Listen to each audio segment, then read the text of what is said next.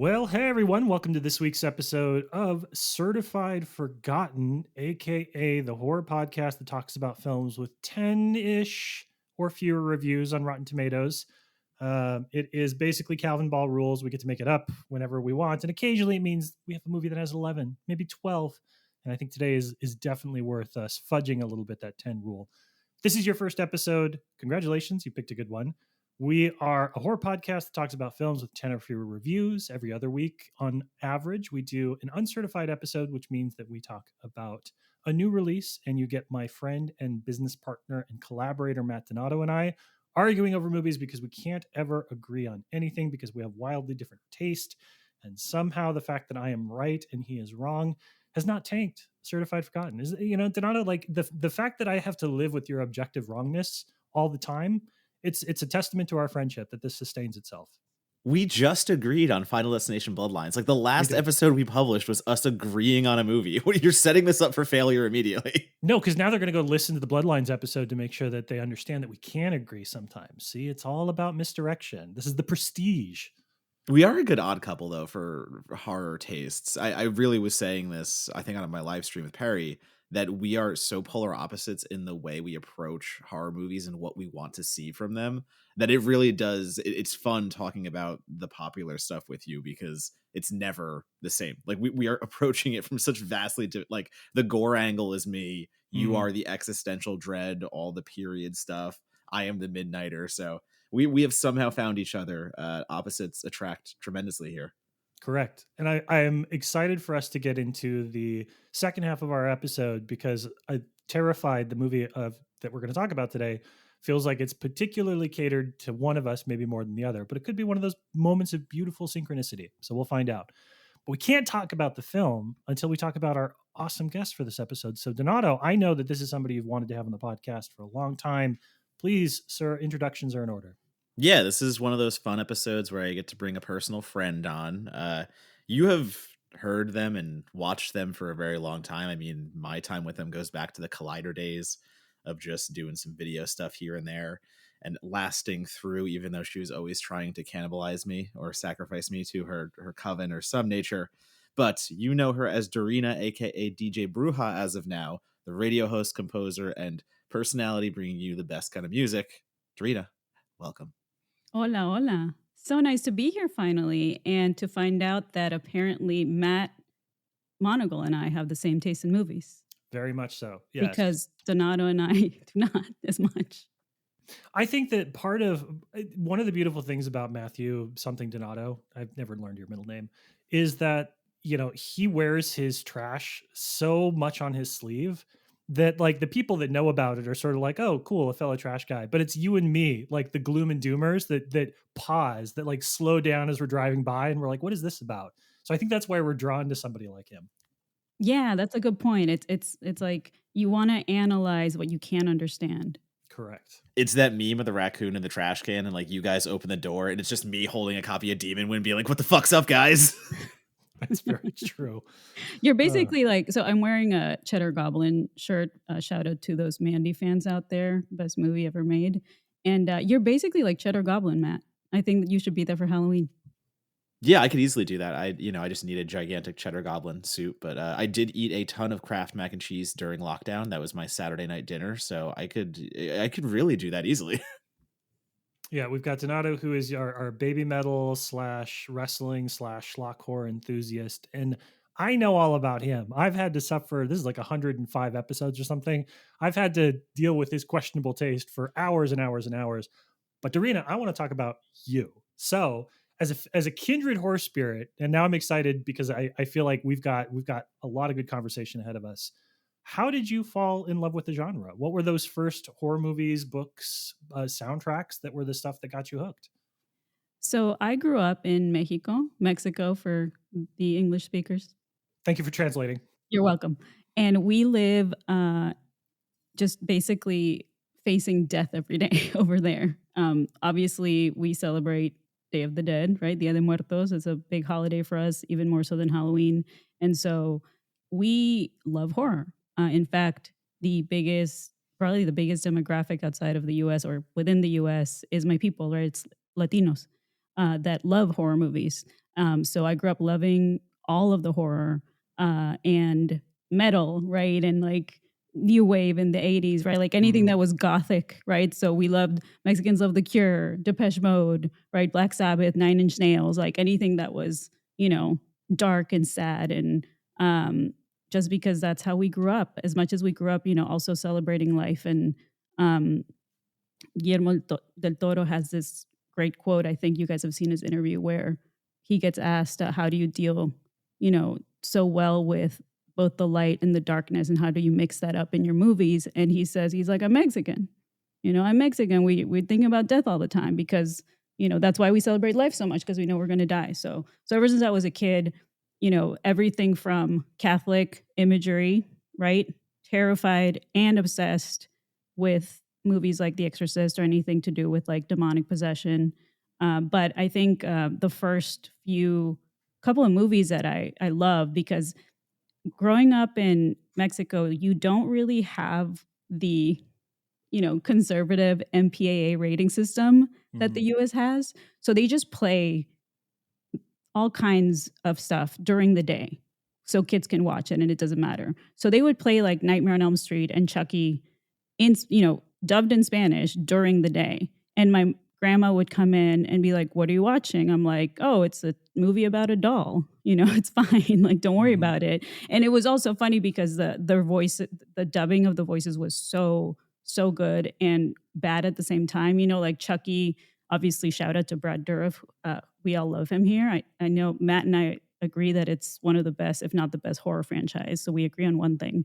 And but in Spanish, you had Chucky being like, "Oye perra," like it was just like this most exaggerated, like hilarious type of dubbing that happened. And I just was really curious about it when I was like, younger than 5 years old, because I grew up in the 80s. And also, as much as I was scared, similar to like crossing the border and going to a gas station and seeing Fangoria magazine, in the shelves and being like, what is that? I'm a little scared, but I want to pick it up. So I would like ask my mom to buy it for me, or going to the video store, right? And seeing the cover to the Hellraiser VHS and being like, who is this man? And why can't I stop staring at him even though I'm terrified of him? So it was that mix of like, where I was a very curious person, but also when you grow up in Mexico, you're just faced with all kinds of like folklore and myth. And, obviously you guys are familiar with La Llorona, right? Chupacabras, right? Like that became something later, but like El Cucuy, like all of these Mexican folklore tales that have kind of crossed over to the US. We grew up with in the 80s and the 90s, like even our parents did before we were born. So always just obsessed with anything that was dark and messed up and made you, face your mortality, and anything that's like paranormal or demonic. And what's funny though is my friends that I met here in the States that are either Mexican American or first generation immigrants, like they do not want to go to the theater with me. Like they refuse if it is a movie about, demonic possession or ghosts or The Exorcist, something like that, a reboot. They will tell me I'm not going because El Diablo is going to follow me home. And they refuse. So I'm just one of the weirdos that ended up being like, I love it. Let me see, the grossest, the scariest. I'm all for it.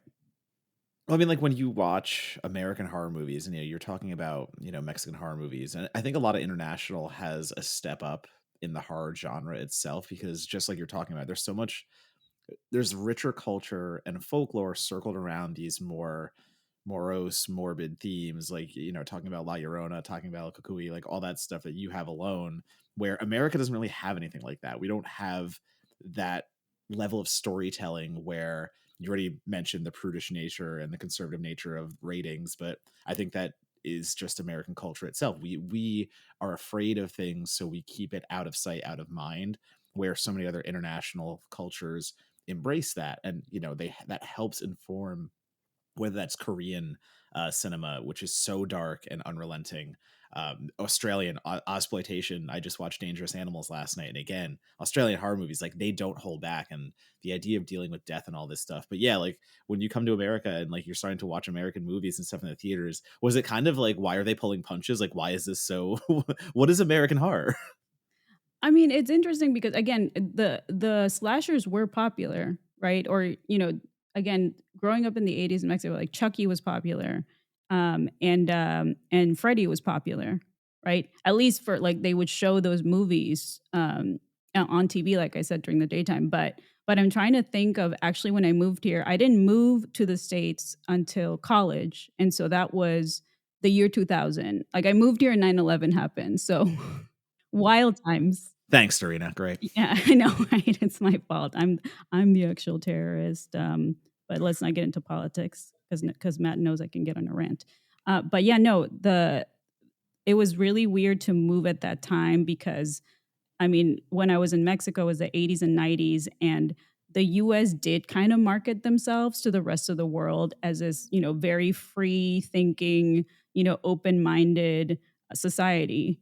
And so I thought, okay, like Catholic upbringing, would say otherwise, right? Like we were still, even though there was a lot of like horror and also sexual imagery in Mexican television, right? Like you would always see these like scantily clad dressed women. And so it was a bizarre mix of like,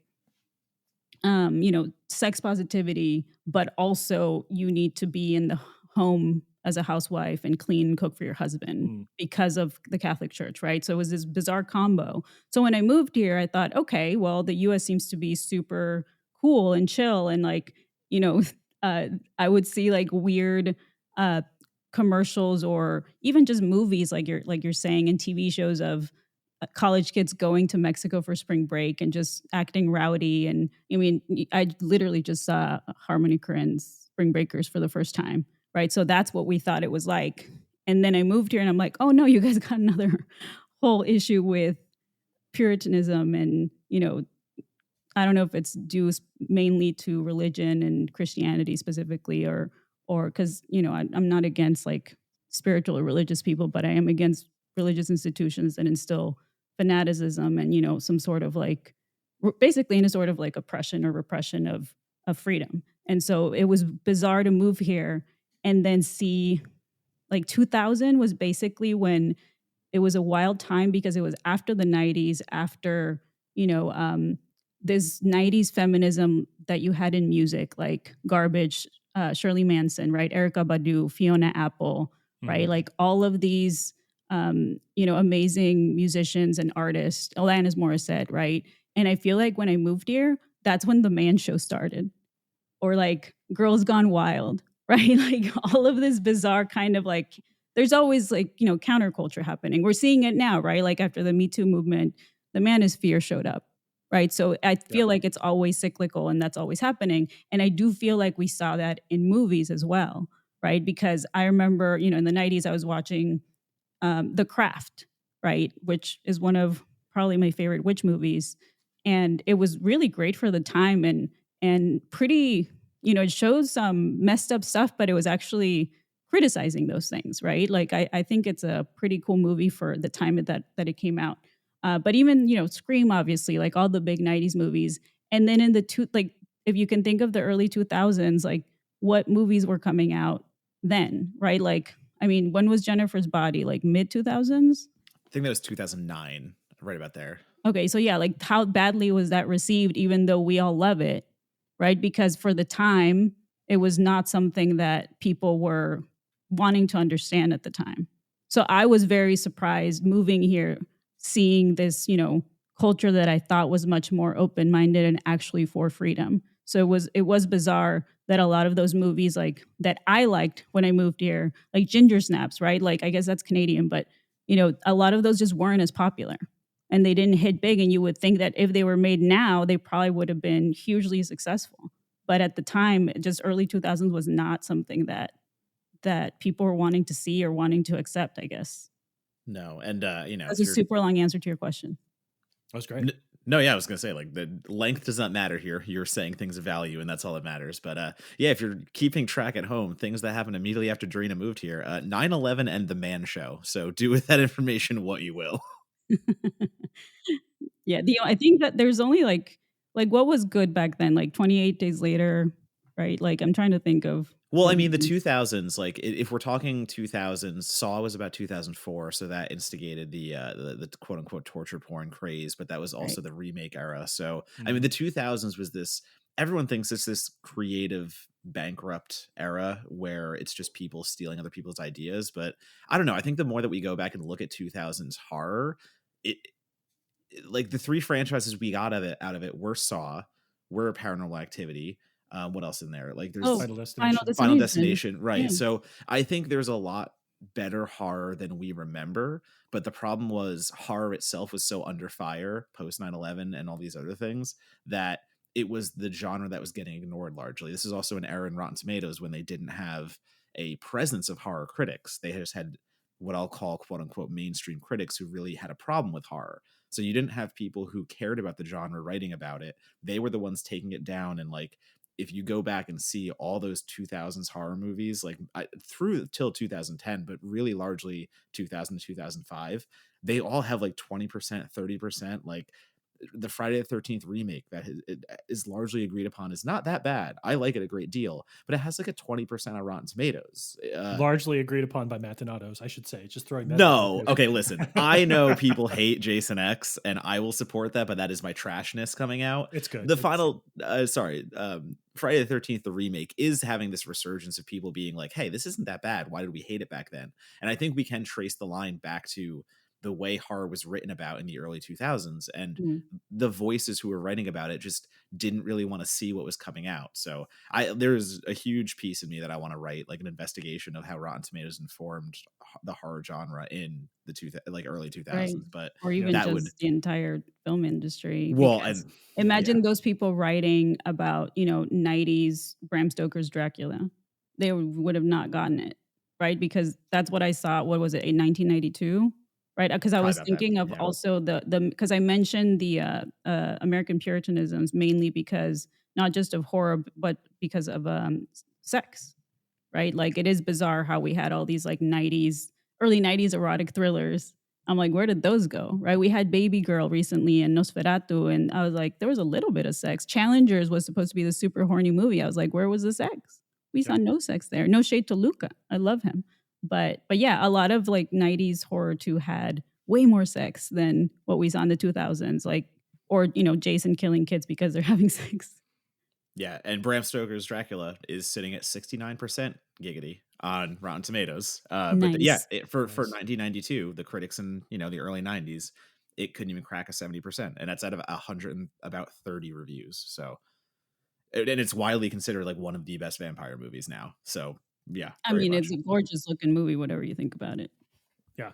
I know people complain about that a little bit, and we can rag on sort of the history of Rotten Tomatoes, but there is a large part of me that sort of loves the fact that there isn't sort of a consensus, and there isn't this idea that a lot of these movies are good and we get to go through the rediscovery process. I think that'll be harder for the current generation a little bit, and maybe I'm wrong, but I feel like if you something that was released this year, you can go see sort of both an aggregate but also individual writers who talk about it, and it feels like the quality has gotten to the point where you're not necessarily going to have big huge misses at the blockbuster level. There may be a few, right? But like generally speaking, there are folks that are out there talking about every kind of movie. I remember growing up, and I've met the man, which was one of the highlights of my film critic career.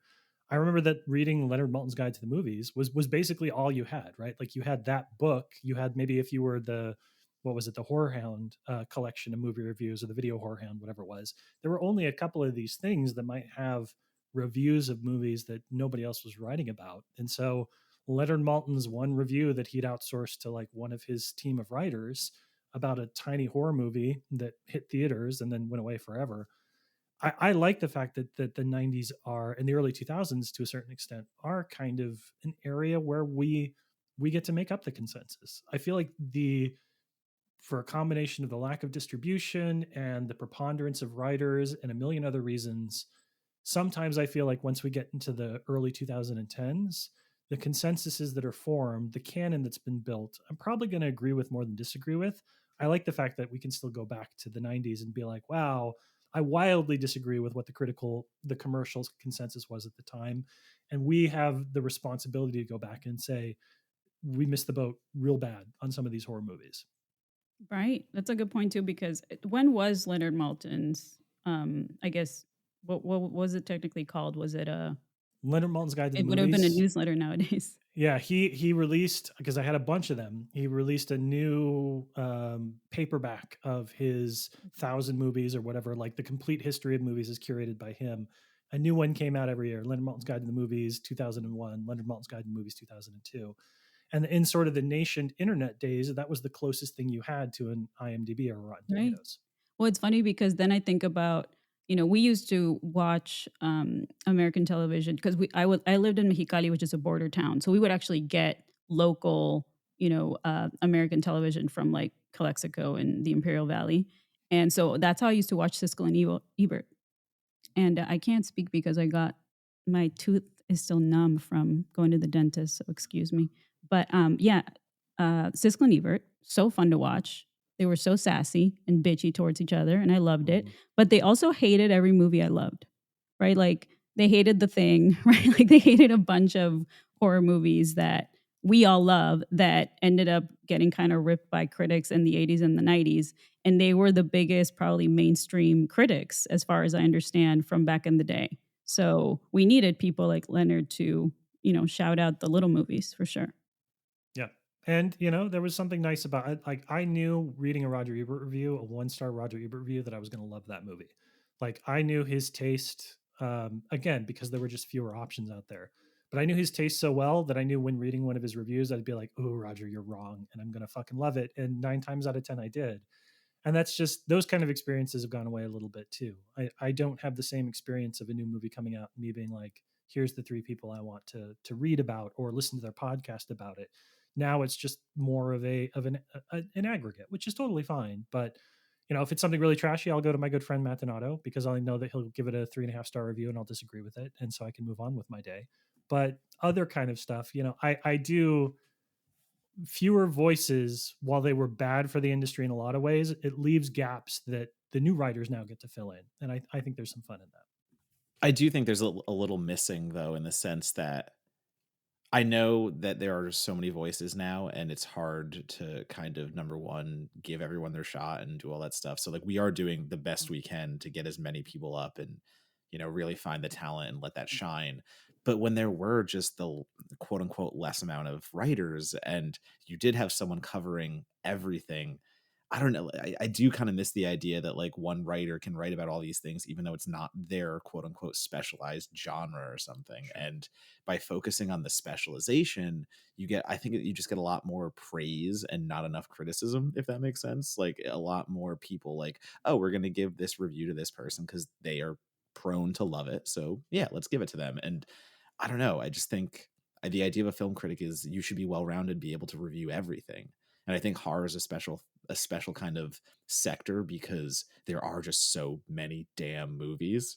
I don't really know how else to say it. Then you do need to cover only horror if you're going to be a horror critic. But I miss getting to write about everything. Like when I started as a critic, I was writing about every type of movie. So yeah. I don't know. It's a little bit of a, I've made my way as a horror critic, and I love that I am, and I love that I'm known for it. But at the same time, I really do miss going to Tribeca or TIFF and seeing everything, not just having to do the horror. Yeah.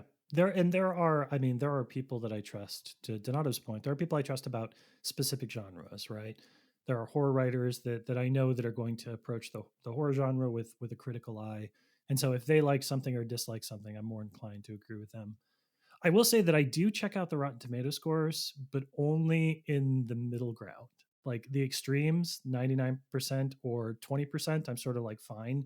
It's the 50-60 ratings on Rotten Tomatoes that I get kind of excited about, because then if nobody can agree on whether this is good or not, I feel like it's something where I'm going to go in and possibly have a really good experience. So I do like Rotten Tomatoes in that regard. I tend to go for when I do check it, I want to look for the stuff where there is no consensus for them, because then I'm like, great, nobody knows if this is good or not. So I'm going to go in with a completely fresh perspective and maybe really like it. I mean, it's impossible not to see Rotten Tomato scores, if that makes sense. They're plastered on trailers now, so when something's 100% or a 90-something percent. And sure, like knowing does set me up for it. But even when I write a review and somebody pops in and they go like, oh, well, I'm never going to watch this because of that or blah, blah, blah. And my response is always like, yeah, I'm happy I can inform your opinion. And as long as you agree with me, that's fine. But you should still give it a try. Like if you want to see a movie, I don't ever want to tell someone not to. Like my opinion might be that it's a bad movie, but if you're stoked on something, you want to go see it, you should still form your own opinion on it. I'm very much a Rotten Tomatoes helps set expectations, but you have to know how to use it and you have to find your people. You can't just look at the tomato meter like it's the Doctor Strange example where sure it's got like a 93%, but every single like the average rating is like a 3.2. Where Maniac, one of my favorite remakes ever, is a like dead ass 50% right in the middle, but it's either like 10 out of 10s or zeros. And I'm like, yeah, I want to go see that movie. I want to see the movie that people either think is the best or the worst thing they've ever seen, not the thing that's widely agreed upon to be pretty okay. So I know we're just about ready to talk about the film that you brought us today, Dorina. But before we do that, I want to talk about music too, because I know over the course of your career, you have worn a lot of hats in the entertainment industry.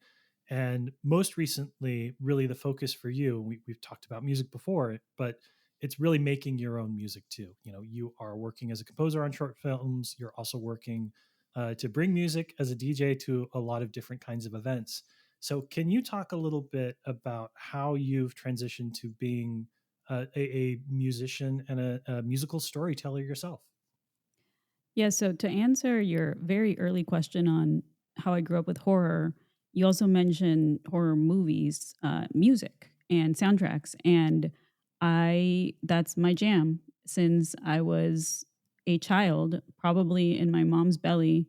And she was listening to everybody from Mozart to the Beatles to Black Sabbath. I was born knowing nothing but film music.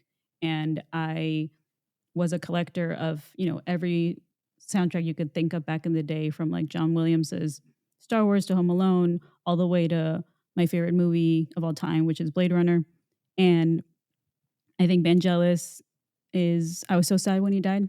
He was like, when people were sad about Bowie and Prince, I was too, but Vangelis was, my man. I don't think that there's a score that's impacted me as much as Blade Runner. And if you listen to or watch the movie nowadays, even though it was supposed to take place in 2019, it still feels super dystopian and beautiful. And it's just of otherworldly is what I would call it, with everything he did with all these different synthesizers. So I got so obsessed that I said when I was a kid, I want to somehow work in that business, whatever that business may be.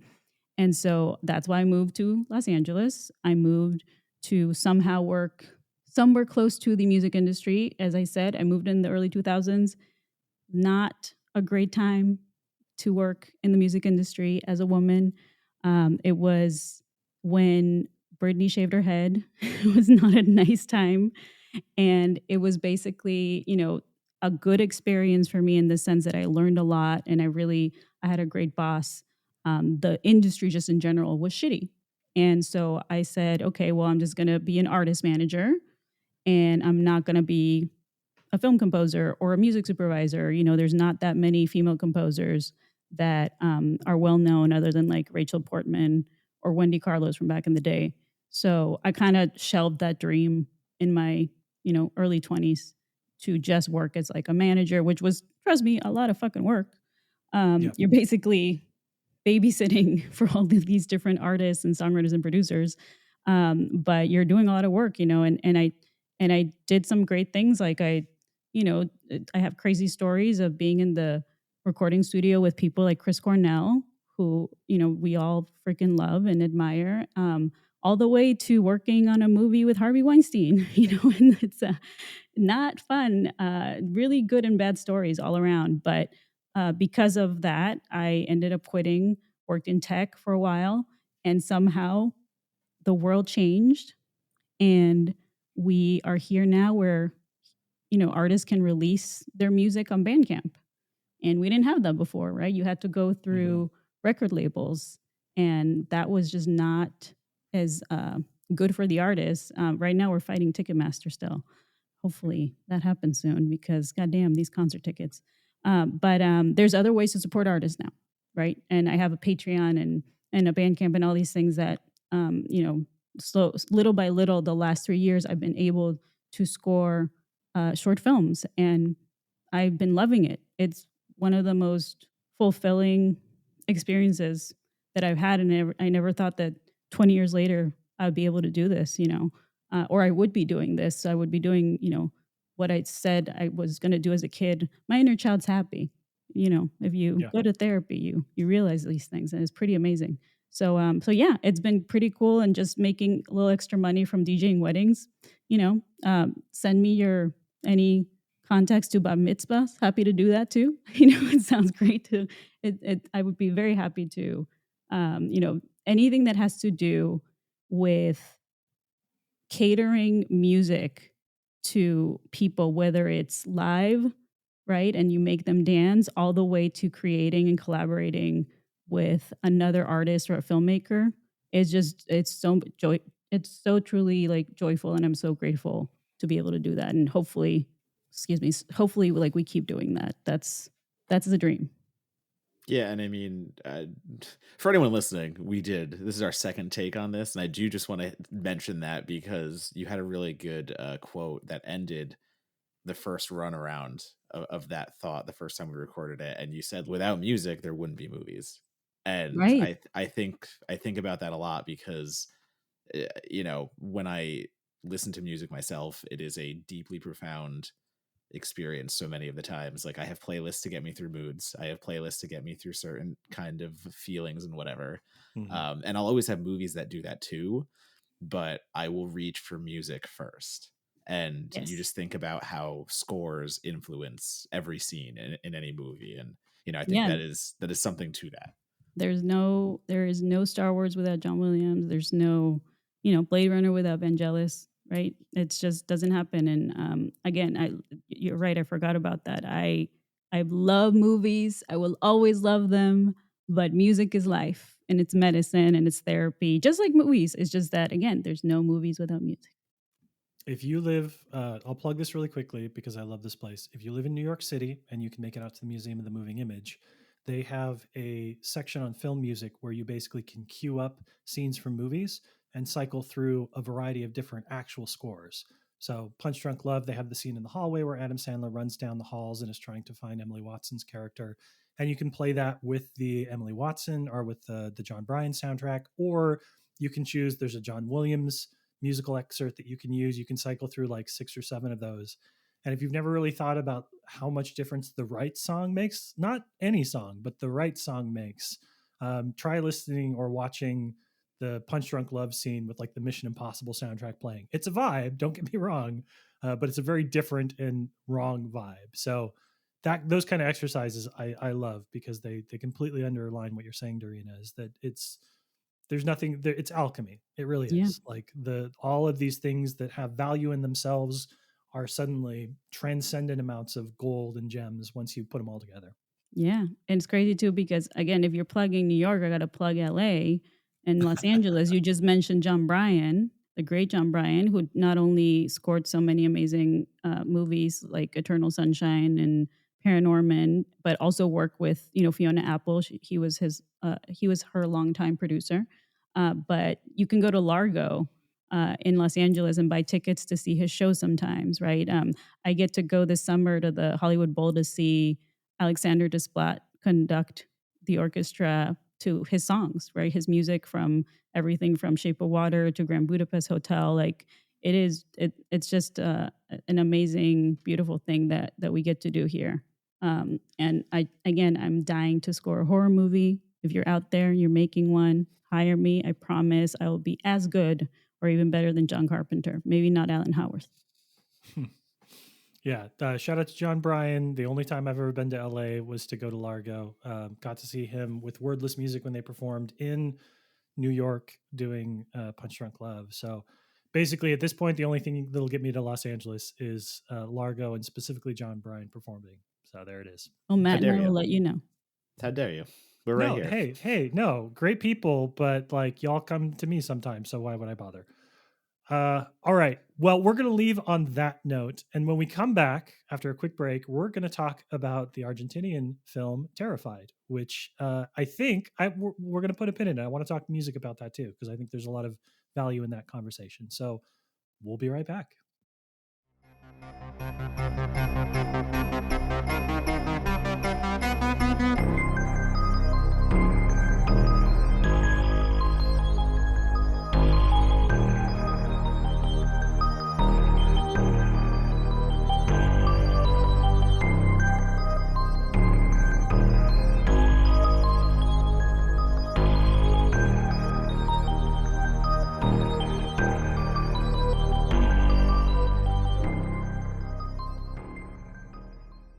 Okay, welcome back. So today's film, now available to stream on Shudder as a Shudder exclusive, is Terrified. And if you haven't had a chance to watch it, a quick plot synopsis for you. After his wife suffers a violent death, young Buenos Aires resident Juan is locked away for life. But Juan has a different story, one that involves the possession of a next-door neighbor and a supernatural force that battered his wife to death. Thankfully, Juan also has believers, a trio of paranormal investigators who believe they've stumbled onto a gateway between Earth and a darker dimension. And as they kick off their own investigation, they soon realize there are forces at play beyond mankind's ability to grasp. The third film from Argentinian director Demián Rugna, Terrified, is an international horror at its most fatalistic. Ooh, we're going to talk about the fatalism of this film a lot, I think. But Dorina, as we always do, we're going to start with you as our guest. What made this the movie you want to talk about today? So, as Donato had said, we've been trying to figure out which movie to do. And I was checking out, a lot of them English speaking movies. Like, I think I was like, oh, how much? I think Night of the Demons had like 15 reviews, right? Like there was like some Helen Lauder there that we were checking out. But then, Matt's like, well, not to, use your stereotype of Spanish, but can we pick a movie in Spanish or a Mexican movie? And this ended up on my radar because both Donato and I loved When Evil Lurks. That was our favorite movie of that year.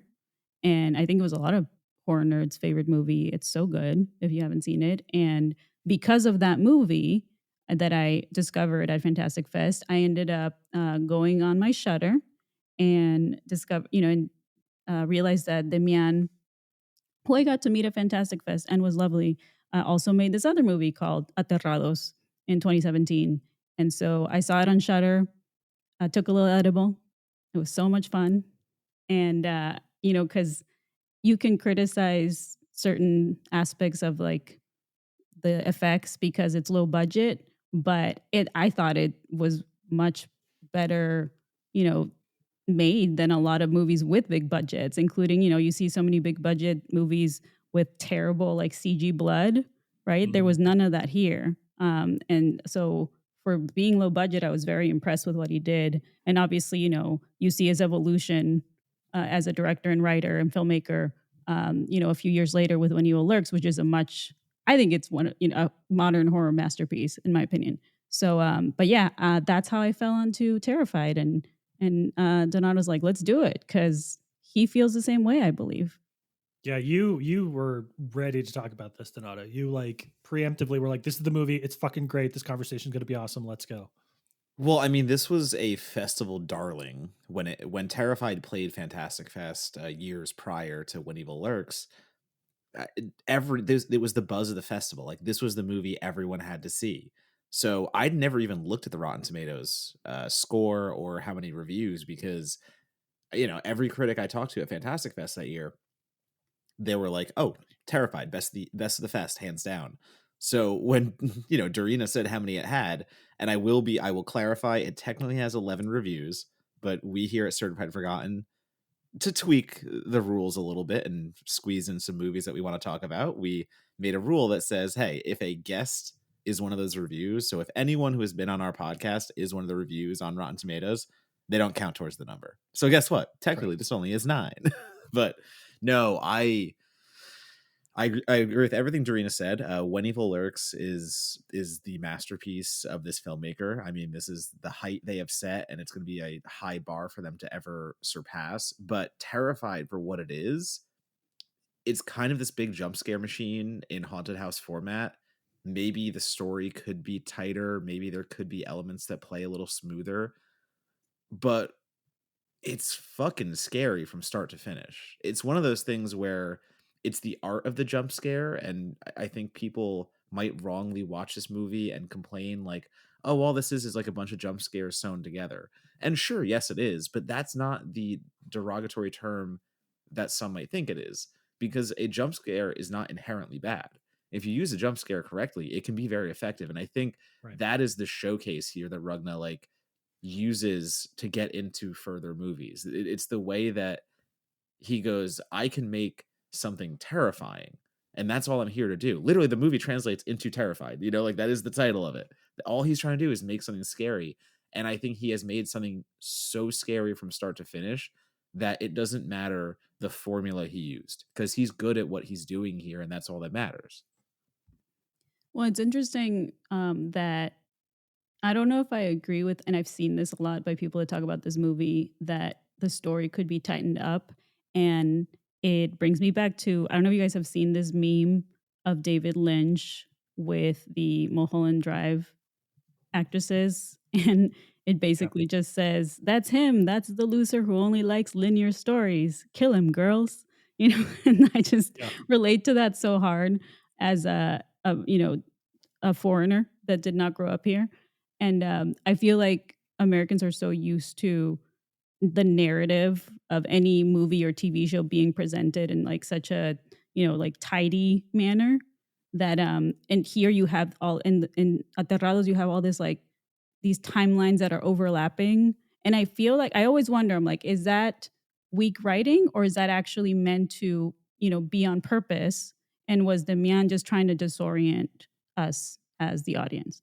Right. And so I don't know, that's something to discuss there. But I just feel like, we're so used to like, act 1, 2, and 3. And I feel like that actually enhances the storytelling in this movie, and it enhances that dread, right? Like similar to like hearing stories about back in the day with Kubrick moving furniture around in between scenes for The Shining, right? Like, does that really help the story? Maybe not, but it definitely helps the dread of the viewer and how the audience reacts to what's going on.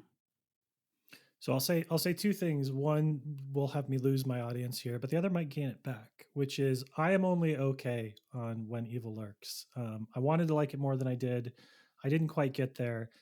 And what might win both of you back is the fact that I actually like Terrified a good deal better than When Evil Lurks, even though I agree that When Evil Lurks is the more polished film. It's certainly the one that I think is more accessible to international audiences in terms of like really seeing what the director is doing with a bigger budget and a full scope that he's working with.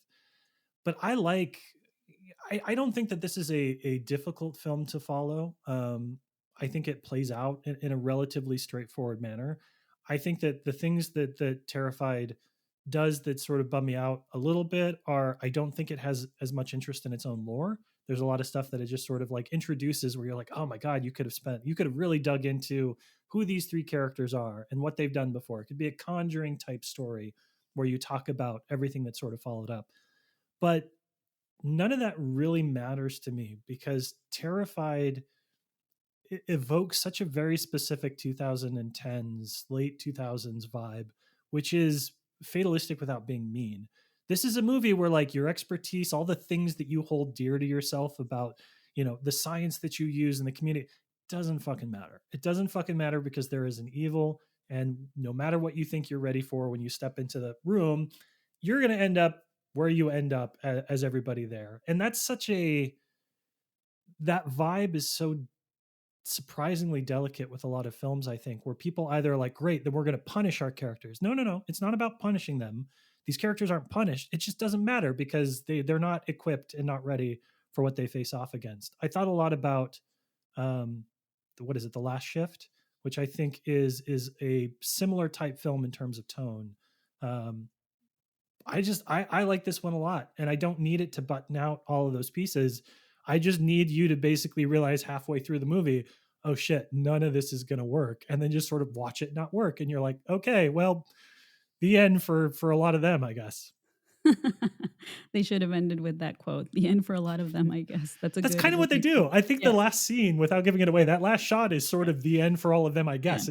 That's as much as you can get it. No, but you really you did just nail it as to why I like it, and I think as to the difference between a lot of non-American movies, I guess, that are made, because I feel like at least in maybe more of the bigger horror movies that we see in the US, we're so used to seeing protagonists like come up with a way to defeat the evil, right? And it's very Right. structured, and here in this movie and when Evil Lurks, and a lot of foreign movies that are horror, evil does not play by any of these human rules, right? Like, or whatever villain they're trying to fight. Like The Conjuring has certain rules, right? Like even The Exorcist, like they have these so-called experts that are coming in to, we have some authority over, or expertise as to like how we're gonna deal with this ghost or demon or whatever.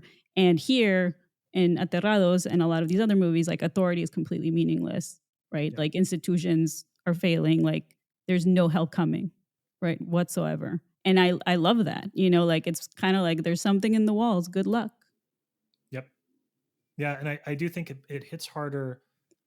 I think it hits harder with the passage of time too, to that point, right? Like these are the people that are supposed to, whatever your personal politics are, the institutions that are associated with defense and support, it's police, it's academia, right? It's like it's psychologists. Like these, it is a murderer's row of all the things that we're taught are going to save us growing up that are just can't meet the moment. I didn't want to go there, but Matt knows me, and it is that right there is perfect commentary on what I see in American culture as somebody who didn't grow up here. Is there you can grab this not just from this movie, but like this movie really enhances the fact that thinking authority or some sort of structure or government are going to save you. It's not a lot of people think that outside of this country.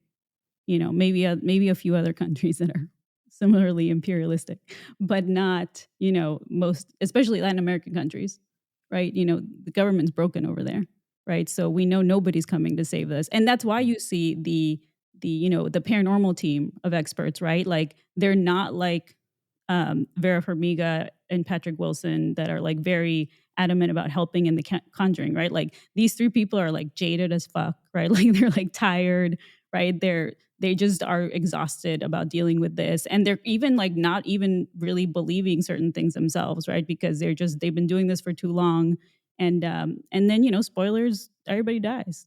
Yeah. It's pretty interesting. It's a really interesting contrast to these like American style paranormal movies. And they're not there to help, really, at a very basic level too. Like their job is not to cleanse the evil, to save the community. They're there to do research. And so if people die in the process, it's kind of better for what they're working on. So real bleak death of expertise and death of institutions in this film. It's bleak but also simple, and I think that's why I do enjoy the film and the way that it kind of, the pacing of it, the way it kind of goes about it, everything, because I mean, it really is a haunted house movie that spreads throughout a neighborhood, but it's still only a small collection of houses. And you don't have to have this big sprawling chase investigation, all this stuff. Like the way that it contains itself has its own terrifying fear to it, because the evil that escapes and the terrible things that happen kind of happens so quickly. Like the beginning of the movie doesn't waste any time piling dead bodies of women, children. Like it just hits you in the face over and over again so early that you are kind of like pummeled into submission before you're even halfway through the film. And then the real existential hit you in the face scares happen. So beyond the overt violence, beyond everything that is, might be deemed extreme by some watchers, you get to the paranormal stuff, you get to the supernatural, and those explanations of multidimensional overlapping and humanity just being obsolete and just in the way of these other things that are occurring, these demons that come crawling out of beds that are 10 feet high and completely naked. And it doesn't over explain, but the under explanation isn't to a detriment. It keeps you invested in the horror of what is happening.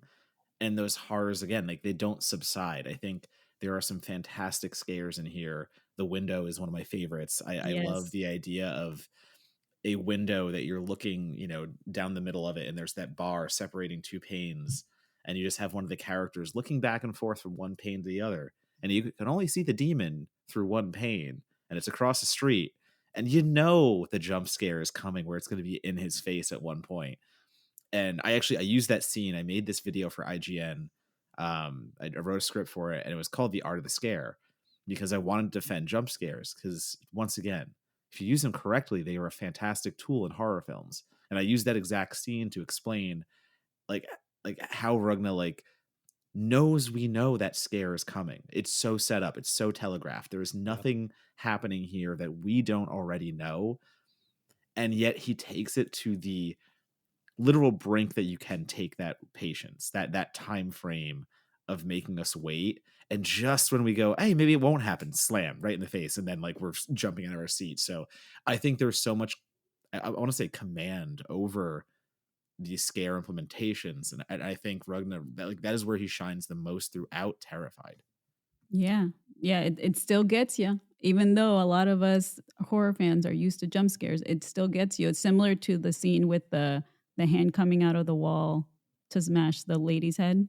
Like, same thing, right? Again, you can criticize a little bit of the low budget CG, but it's still, the timing of it is quite perfect. And not because there's so many movies that are just purely jump scares that you know when they're coming and you're bored the whole time. And this is not it. Yeah, it is. I like that you bring up the wall scare too, because I think that is the moment where the film telegraphs to you that life is cheap, and that, kind of, again, as people that watch a lot of movies, we think of the film in terms of what we're watching, but also, I find myself thinking a lot about genre and tropes and like, what does it mean? And okay, when is this character going to die? And you can't help but divorce sort of like, okay, if this scene, then the next scene that probably happens is this character will do this, and all of that sort of flows through years of watching a movie. And when you kill who is presented as sort of the smartest, most pragmatic one of the group, that are sort of audience surrogate, former former doctor slash now kind of a occultist and conspiracy theorist, when he's like, this is the person, like this is the coolest person in this industry, and like a hand just reaches out in the wall and cracks her neck, and that's the end of her, and we're done with her. It's a movie that lets you know that whatever the rules of a horror film are, that they're out the window. It's not about that, and that buys it an endless amount of capacity when it comes to the quality of the scares. Because if you know the scares are coming, and if it's playing by the rule book, then those set pieces have to be excellent, because you're like, all right, this is the scene in the movie where this happens. Yeah, that was pretty good. But if it can subvert those expectations, if you're never really sure if what you're seeing is real, if the person that died just died, or if the person is going to live to the next scene, then that really means I'm not worried about the high quality or a little bit of bad CGI or whatever it is. I'm just having fun not knowing anymore. Right. And to add to subverting expectations, I think there's similar to what Matt was saying about the cultural differences, right? In as you're watching this, you realize, oh, humans are puny, we don't matter. There's something bigger than us, which is something that in my culture that I grew up in, and in a lot of Latin American cultures, I'm sure a lot of other, Eastern cultures, we really respect life, and we understand that the universe is bigger than us, right? Whatever you believe in.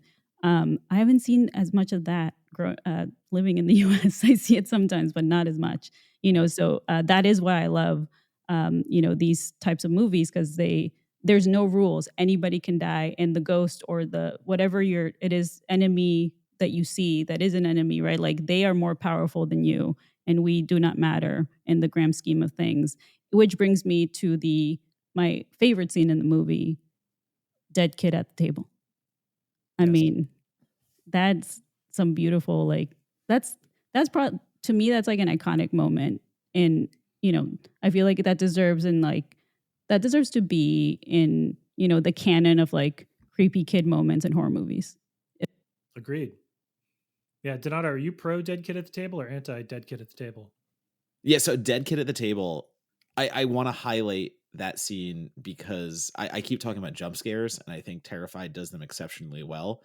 But that does not negate the fact that there is a escalating sense of dread that also is so through this film. Like, as much as the exhilaration is there every time we get a good jolt from a window scare, like I mentioned, or any of the other ones, the wife just batting against the bathroom wall, Dead Kid at the Table is it's just insanely creepy. Just looking at him staring back at his mother, the way that he is just a rotting corpse of a child who we just saw get like just destroyed by a bus, just completely eviscerated by a bus, like fucking Terry Tate office linebacker stuff. I have that, like, that image is seared into my mind of when we have the cop and the supernaturalist going in there and taking a look.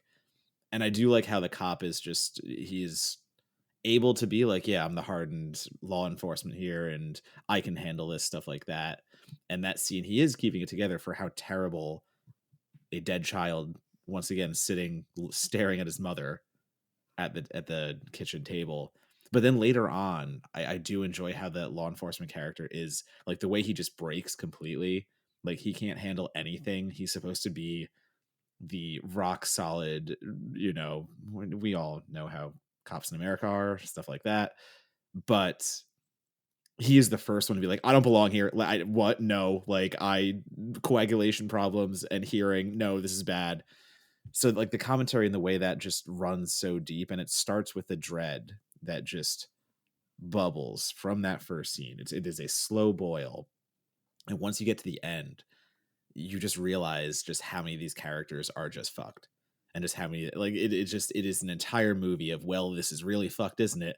Oh, look, another snap neck. Oh, look, another like, there is no hope at a certain point, and that's weirdly, oddly comforting at times. I don't know, why that would be, but once again, talking about American films and the way that I think it's, the idea that we're America, we're fine. What do you mean? There is nothing higher than us. Like, Yeah, it's nice to be structure. reminded. Yeah, the Yeah. humbling is Structure and government will save us. Nuh-uh. Yeah. Yeah. I love that you brought up the kind of the length of the shot, though, Donata, because I do feel like you compare and contrast the American remake of this movie. Dead Kid at the Table is set up in the shadows, and then lights come on, jump scare, scene over, and they kind of move on. What makes that scene special is the fact that the scene flows around the character. You see, like, they do a lot of, like, reverse shots from behind the kid, and you just see, like, a fragment of his head in the shot. It just becomes a thing in the room that they have to deal with, which again is sort of this film's balance of pragmatism and fatalism. I'll use that word again and again. That makes everything hit differently, where you're just squirming and you're uncomfortable because you're not getting sort of the setup release, like, build to the scare happens, cool down, build to the scare happens, cool down. Here, again, my favorite type of thing, I've described my favorite horror movie as a movie that spends 90 minutes building to one scare that happens in the last 30 seconds. Like, love that shit. It's just anxiety. This is a movie where everything is just in this liminal state of, like, discomfort as an audience member, which makes it relaxing to watch. And if you understand that, then you get me. And if you don't, then I don't think I could ever explain it to you. Yeah. And you're very right that there's this sense of realism to it, because the scene starts out with, them arriving to the house, and, the woman is there just sitting, I think, in the living room or just in the other table, right? So that dead kid's already waiting for us in the other room, right? Like, so they're showing you that, like, they've been dealing with this, right? And they just waited for, like, another person to come and, like, investigate what the hell's going on and go look at this kid that's, like, full of, dirt. Like, just the way they presented him, even, right? Like, there's no crazy special effects, right? It's just, they just put a bunch of, like, black and brown, whatever dirt looking stuff on him, and he looks creepy as fuck. And he doesn't even, I don't want to spoil all the things, but, like, I don't think he even moves that much. I think they make you think that he moves, right? And it's just this super long take of something that's really well lit, that is so much more effective than, like you said, if it started out in the shadows and it became a jump scare. Yeah, and I like the Americanized take, like Monocle. You're right. Like, the American version of this movie, it's never going to linger on certain things. It's never going to let certain shots happen. Like, the kid getting railed by that bus. The freedoms of international horror, I think, are so valuable to horror cinema, because while Hollywood has a stranglehold on releasing horror and things of that nature, and especially here, we're going to get mostly American horror films. I watch something like Terrified because there's still, as much as it is terrifying, to borrow from the film's title, there is a curiosity about the existentialism and the fatalism, like the investigation of the evil that happens later on by the super team that is assembled to go investigate the houses. There's guys in here that are like still all giddy when they find the entity, and their hand is literally stabbed and connected. They can't release themselves because they're stabbed and stuck to a cupboard. And yet he's still so happy. He's like, something's stuck in my blood. Oh my God. Like, don't shoot it though. Like, what do you mean? Like, it's a precious thing to be studied and understood, where the American version of that would 100% just be evil is evil, black and white. Why do we have to investigate any further? We just need to kill it, or we need to defeat it. Mm-hmm. There is a level of, we need to beat the final boss in Terrified. Don't get me wrong. Like, people are trying to save themselves, but it's just how different cultures approach death and the afterlife and things like that. And Mm-hmm. If I only watched American horror films, I would be a worse person, because I would not have been able to have so many experiences with stuff like this. And I think like Exuma, another great example of just, it's a supernatural possession film, but it's not just about, once again, solving the evil. There's so much ingrained cultural just resonance in the sense that, death is a common thing and it's not something to be totally feared. It's also this weird celebration at times. And, it's good to see that. It's good to see other interpretations of life and death, because I don't think there is one right or wrong. This whole black and white, it's not. There's lots of gray that we could all benefit from letting into our lives. Yeah. Yeah. I love that. Especially just, it's so good to watch things and listen to music and watch movies and TV shows that are not from what you're used to, just in general. Like whether it's another language, like you're going to be open to, your world's going to completely open to all different kinds of ideas and philosophies and cultures that you may just not have, been able to be around for whatever reason, wherever you grew up, in small town in the US, whatever it is. But also, you're not really going to see, unless you're watching John Carpenter movies, you're not really going to see a lot of dead kids in horror movies outside of the US. Here in the US. Yes. Team more dead kids in movies. I think Certified Forgotten comes out strongly in favor of that. Well, it really provides to the, existentialism and dread, right? Like, it's like, oh, if a kid can die, anybody can die, which is good for, the English speakers to understand that y'all are not invincible. Yeah. Yeah. Nothing is sacred. Nothing is safe. We could talk a lot more about sort of the film and where it's at, but I think you said something that I'm going to springboard to our last question, Dorina, which is talking about opening yourself to new ideas in film, to new films, to new languages, etc. I think that one of the things about this movie is that this is a director whose career is still on the upswing, right? No matter how you feel about When Evil Lurks, I think that there are probably even bigger and better movies in Demián Rugna's career ahead of him, which makes it easy to say that eventually folks are going to find this movie because of the other stuff that he makes. But our last question for podcast guests is always this: how do you think you help Terrified find the audience it deserves, knowing that it was a festival darling, but I for all the reasons we've discussed, I think there are still large sections of horror fans that haven't added this to their Halloween playlists or their personal must-watch lists for 2025. Right. I mean, first of all, shout out to Shudder, right? Because they are doing good work, not just distributing these movies, but even some funding some of them. But I always tell people, I'm like, I don't have Netflix, I have Shudder, right? There's certain streaming services that I'd rather pay for. But also, I just think it's going to happen organically. I think about a lot of us grew up with the first Final Destination movies.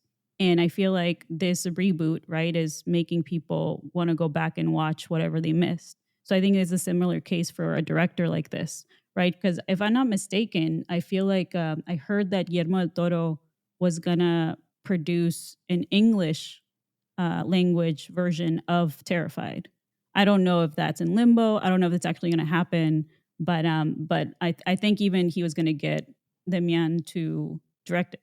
So who knows where we're at, especially with his Frankenstein movie. But I do feel like, especially in the Latin American, entertainment community, like a lot of there's this beautiful community there, right? We have the three amigos, right, with Guillermo and Cuarón and Iñárritu.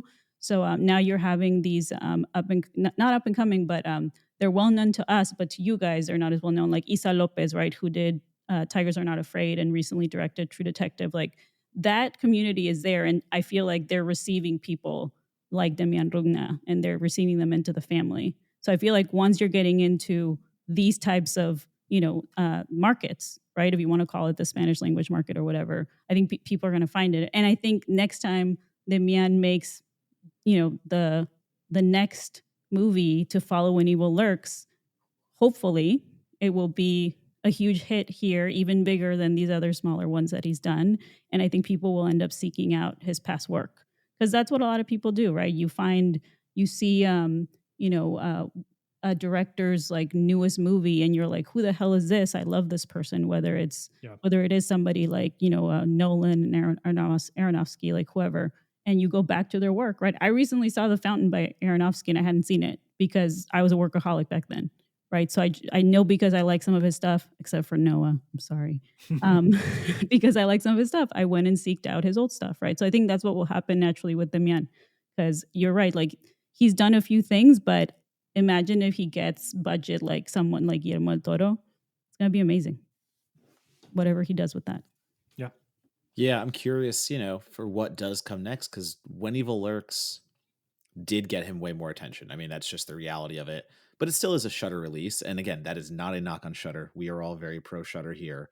But I feel like you have to break out of that bubble too, because as much as, mentioning Isa Lopez, God, I love Tigers Are Not Afraid. But that movie took a few years to come out. Like that was one of those, it crushed on the festival circuit. It did so well, and we all knew the talent that was there. And for whatever reason, it took forever to find distribution and just get on Shudder. And by that time, like it did well on Shudder, but we are still waiting for something else outside of True Detective from Isa. So I had no idea that Terrified was so underwatched in a way, and it was ignored by critics, and it was just one of those movies that kind of dropped on Shudder. So it's just talking about it for our side of it. I think everything you said is correct. The higher Demián goes, like the more people are going to go back and discover his work. But the other side of it is realizing that as much as we are ingrained in horror, and as much as we have our finger on the pulse and we can do all of that, it is just reminding people over and over again of the good stuff, and reminding people over and over again of, hey, this is right there for you to watch right now. And I hope you have already, but if you haven't, here's a fantastic little movie called Terrified, because the fact that it does only have 11 reviews on Rotten Tomatoes, I did flabbergasted, had no idea. So, it's the so much coming out for horror fans just to keep up is hard enough. And then you just got to champion your shit. It's the same thing of like, you have creators that you like, you got to champion them. You want them to get bigger, you got to spread their word. And the same goes for movies. You find a movie that you love, and granted, we're not talking about the Minecraft movie. If you love the Minecraft movie, I think other people do. But when you're talking about indie horror, you have to make it a success. Like you have to get out there and campaign for it and make sure it gets seen. And Terrified's a great example. It's just one of those, God, it's so fucking creepy. You can tell anyone to put it on, and I'm pretty sure they're at least going to be scared. And that is what you want from a horror film. Yeah. And I do feel like, just to put a bow on that, there are periods where certain countries or regions kind of come to prominence in terms of horror. We have seen a decade that belonged to Japanese horror. We've seen a decade that belonged to South Korean horror. And I feel like we are currently in an era of unprecedented quality when it comes to Latin American and Spanish language horror, to the point where we're still, if you're not represented by those films, if you're, say, an American viewer who's kind of catching up a little bit, we haven't done a really good job of fully appreciating and sort of understanding how good we have it right now. There's a few films, of course, that come out that we do. La Llorona is a great example of that. But, I think we're still spending some time right now figuring out what exactly it is we have. And I think in 10 years, it's going to be much more clear kind of we were in an era that defined and reflected back on American cinema, where a lot of American filmmakers were taking inspiration from folks that were working in Latin America. Yeah, I mean, at least I think Spanish language horror has at least a richer history. Recently the Academy had its own retrospective on it. Abraham, who I hope to have on the podcast very Oh soon, is yeah, the love fucking. that guy. He is the smartest dude, and he just knows every Spanish language horror film up and down. And the But classics and too. yeah, exactly, Yeah. the classics. So Abraham programmed that the Academy's retrospective, and I remember watching The Orphanage and stuff like that, where that still is more contemporary. Obviously, I was watching The Orphanages in high school with my girlfriend, but yeah, I think of like Indonesian horror. I think is a good comp in the sense that it really wasn't huge until the Mo brothers, Kimo and Timo, started with Macabre and working that, and exactly like that boom comes, and all of a sudden a few Indonesian horror film directors came out, and we all knew their names, and they had this great moment, and they're still there. But Timo just made the new Nobody. Like, he made the sequel to Nobody, and God, yeah, it's that thing of like Spanish language horror where, like, what does Demián get next? Does he get another Spanish language horror film, or does he get dragged into the Wanaverse or something? There's also a thing to be said about remakes. I don't know if this so-called Terrified remake's ever going to come out. That'd be kind of cool to see a Guillermo del Toro produce one, especially if Demián directs it. But think about something like Rec and Quarantine, right? Like, a lot of people seeked out Rec because they watched the American version, Quarantine, right? And I think Rec is still my favorite found footage film, right? It's a Spanish film that's incredible, a zombie film. And so I think that is something that can totally happen, if they end up making these remakes. And I can't believe I'm saying that, because I'm clearly anti-reboot, or anti-remake in Hollywood, right? No need for Lilo and Stitch. But yeah, it's there's so many ways that, especially as you mentioned, word of mouth, like in my own Patreon and Discord community, if something that Coralie Fargiat ends up making again, everybody's like, I'm in, because I love The Substance, and also The Substance made me watch her other movie, Revenge, right? Same with Julia Ducournau, right? Like, people loved Titane, so they went back and saw Raw, right? So I think that that's totally the way it's going to happen. And word of mouth is much more, I think, important right now in these times, because of all these different online communities that we have. Yeah. So if you love film, Donato, I heard you say explicitly earlier, if you're a big fan of the chicken jockey from Minecraft, you got to go out and celebrate that. If you're a fan of Terrified, you got to celebrate that as well, and maybe support the people like Dorina, who talk about it a lot, and people like us who talk about it on podcasts. I'm just saying, those are good places to start too. So that brings us to the end of this episode of Certified Forgotten, which means, Dorina, if people would like to support you on Patreon, if they'd like to join your Discord, if they'd like to buy your music on Bandcamp, where are all the places they should go to find that stuff? Literally 2 names, which is how Matt Donato introduced me, and that is either Dorina, literally on Bandcamp, I'm just Dorina, Dorina. And you can find some of my scores, not all of them, and then a couple of songs. And I will be releasing more music this year. But my Patreon is the best. Like, I really say that Discord, my own Discord that I created, has become my go-to for every day. I'm barely on social media these days, and I just love my community so much. It's such a great, lovely, diverse community over there. And you can find me at patreon.com/DJ Bruja. That's Bruja in Spanish with a J, not an H. And you can find me everywhere on social media that way as well, DJ Bruja. And I highly recommend that you join. I do a seasonal radio show. I'm about to start season 3 in the fall. And my Discord is basically full of music and movie nerds. And there's a bitching hour channel instead of witching hour, so we can bitch about politics. There's a, sexy witches thirst trap channel, right? All of the things. It's just good vibes over there. And yeah, I think that's it. Hopefully, and yes, again, if you want to hire me for your horror score or your bat mitzvah, I'm available.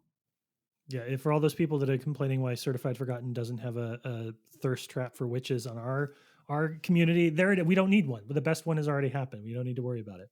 Exactly. Donato, how do folks connect with you online? It's the same way as always. You can find me at Donatobomb, DONATOBOMB, and that's going to be Blue Sky, Letterboxd, and Instagram most prominently. What do we got coming up? Some horror movies coming up. Like I said, Dangerous Animals review is going to post on IGN. Have a few features in the works. Have a few more commentaries and film special features and Blu-rays coming out. So follow my socials. I will let you know where everything is so you can spend your monies and support the things that I am a part of. Help corporate America. No, that's bad. As for myself, you can follow me basically just on Blue Sky, Monocle at the bluesky.social. I don't have as many cool things coming out as Donato does, but what I will say is that every week we have really cool shit that comes out on Certified Forgotten, whether it is new episodes with guests, whether it's an uncertified episode with Donato and myself, or whether it's new essays, some written by me and a lot written by our broader horror community as well. So visit certifiedforgotten.com. Check out the stories, check out the essays that you would find interesting. Subscribe to our newsletter so you get those hits on Friday. It's fun. You should do it. Horror is awesome. Subscribe to everybody here has something worth reading or listening to. So make sure you jump in and support all of that. Dorina, thank you so much for joining us. Thank you for braving a few technical problems that the audience doesn't even know about. They don't even know that ever happened. It sounds smooth as shit, and we owe that to you. So thank you. Thank you for having me. This was lovely. Hope to come back again. Donato, take us home. Fuck